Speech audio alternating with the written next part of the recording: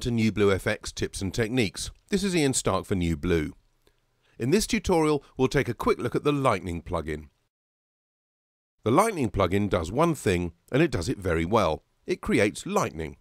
You just know that this one's going to be used on wedding videos, you know, when the groom may have had one too many and the mother-in-law gives him the first of many unimpressed stares. Okay, perhaps not, but this is a lot of fun, and like all NewBlue plugins, it's ridiculously easy to use. Let's build this scene from scratch and work our way through the various controls that we have at our disposal. This is just a simple still which I'm panning across. I'm going to start by resetting all the values to 0, but there are a number of controls that need to have values before we can see anything, so let's set those first before we tweak them to look more natural. First, we'll set the frequency to 100. This means that the lightning will display non-stop.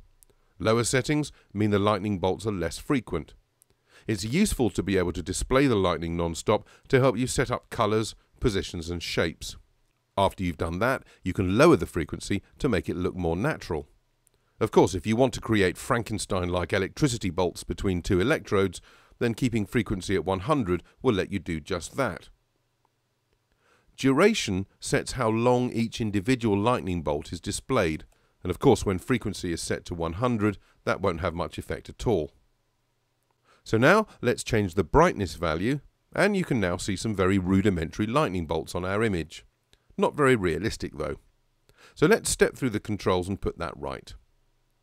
Start and end points are self-explanatory. They determine where the lightning originates and where it terminates.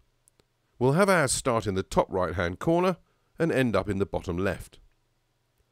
Accuracy sets how precisely the bolts of lightning match our start and end points. Lower settings mean they're much more random. Higher settings mean they're totally precise.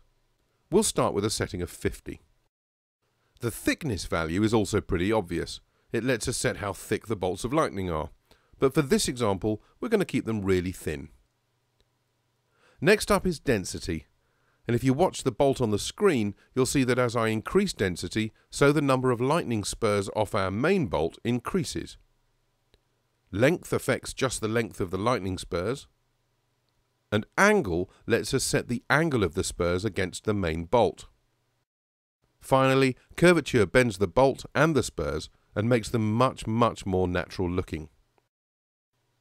Let's turn now to the colour and quality of the lightning bolt and the background.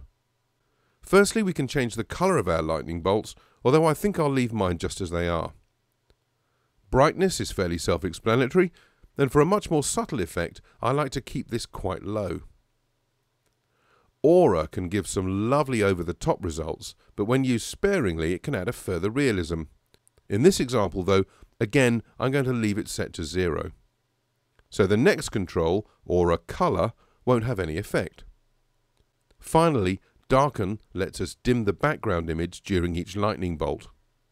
With frequency set to 100, this strobes rather harshly, but watch as I reduce frequency. Much better. For artificially generated lightning, I don't think that's too bad at all, and it wouldn't look out of place in a gothic horror movie, or some weddings I've been to. To learn more about NewBlue FX, or to watch more tips and techniques tutorials, click to www.newbluefx.com. This is Ian Stark saying thanks for watching and for learning a little bit about NewBlue FX. Competitively priced, aesthetically fresh, and ridiculously easy to use.